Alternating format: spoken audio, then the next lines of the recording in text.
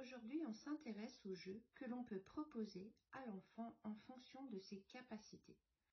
Et oui, les constructeurs multiplient les offres et vous ne savez plus que choisir. C'est pourquoi on vous donne quelques conseils aujourd'hui. On a souvent tendance à privilégier les normes de sécurité plutôt que de prendre en compte les capacités de l'enfant. On vous rappelle que le travail de l'enfant, c'est de jouer. À travers le jeu, l'enfant va découvrir toutes ses capacités, qu'elles soient physiques, motrices, relationnelles, sensorielles ou affectives. Le jeu peut très bien alors correspondre à sa tranche d'âge, mais pas forcément à son habilité. Et oui, proposer un jeu trop en avance dans les capacités de l'enfant ne fera que le désintéresser. Jusqu'à 3 mois, le meilleur jeu que l'on peut proposer au bébé, c'est l'adulte. Multiplier les interactions avec vous, les câlins, les sourires, les voix douces, permettent à l'enfant de construire sa sécurité affective. Puis peu à peu, il va commencer à découvrir le monde. Jusqu'à 6 mois, il découvre le monde grâce à ses sens, mais aussi et surtout par la bouche. Un réel besoin qui permet à l'enfant d'affiner la perception qu'il a de l'environnement.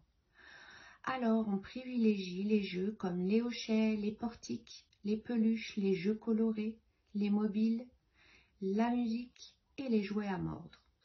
Jusqu'à 9 mois, bébé attrape les jouets avec le pouce et l'index, appelée la pince fine. Et puis parfois, il commence à se tenir assis tout seul. On propose les tapis d'éveil, les jeux de bain, les livres rigides, les jeux de manipulation, tels que les cubes, les empilages. Jusqu'à 18 mois, remplir, vider, mettre dedans, mettre dehors, des expériences que l'enfant répète inlassablement. Il prend alors conscience de son corps et de ses capacités motrices. Mais surtout, il se construit en tant qu'individu à part entière. La répétition va permettre à l'enfant d'affiner la maîtrise de ses gestes, de ses mouvements, pour aller ensuite vers des jeux plus élaborés. C'est le moment de proposer les porteurs, les ballons, les encastrements, les cubes à empiler, les imagiers, les comptines, les histoires, les chansons à doigts. Jusqu'à 3 ans, c'est la pleine période des jeux d'imitation. L'enfant met en scène des actes de la vie quotidienne, vécus ou observés. Et en revivant ces situations, il les met à distance pour mieux les comprendre. On leur propose alors les poupées, le bricolage, la maîtresse, les déguisements, les marionnettes, tous les objets de vie quotidienne. Les chaussures à talons, les chapeaux, la cuisine. L'enfant commence aussi à réfléchir. On peut donc proposer des jeux de société simples, comme le memory par exemple. À chaque étape, on n'oublie pas que l'enfant a toujours un fort besoin de se dépenser. Alors, on n'hésite pas à sortir, aller au parc, leur proposer le tricycle. Tous les jeux en extérieur sont les bienvenus. Puis, ensuite, l'enfant va apprivoiser le jeu pour se sociabiliser. C'est au travers du jeu que l'enfant entre en relation avec les autres. Jusque-là, il jouait plutôt côte à côte avec les autres enfants, mais en grandissant, il va partager les mêmes jeux pour jouer ensemble. À partir de 3 ans, ça y est, le jeu préféré de l'enfant est celui qu'il partage avec ses camarades.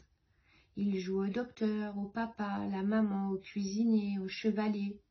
Sur le plan intellectuel, il commence à compter, classer, ordonner, selon un critère. C'est le moment de proposer le loto, le domino, les pistes de tri, les livres, les instruments, les déguisements, la musique, les cabanes, le matériel de bricolage. À partir de 5 ans, curieux de tout, l'enfant interroge et réfléchit beaucoup.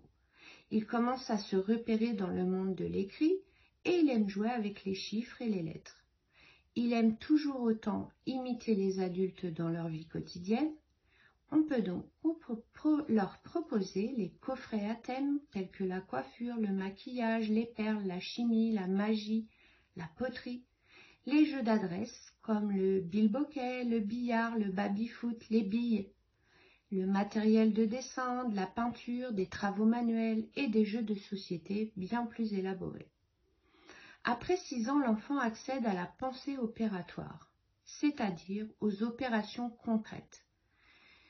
Il développe le calcul, la résolution de problèmes, découverte des sciences, de la nature, tout ce qui développe ses capacités de raisonnement.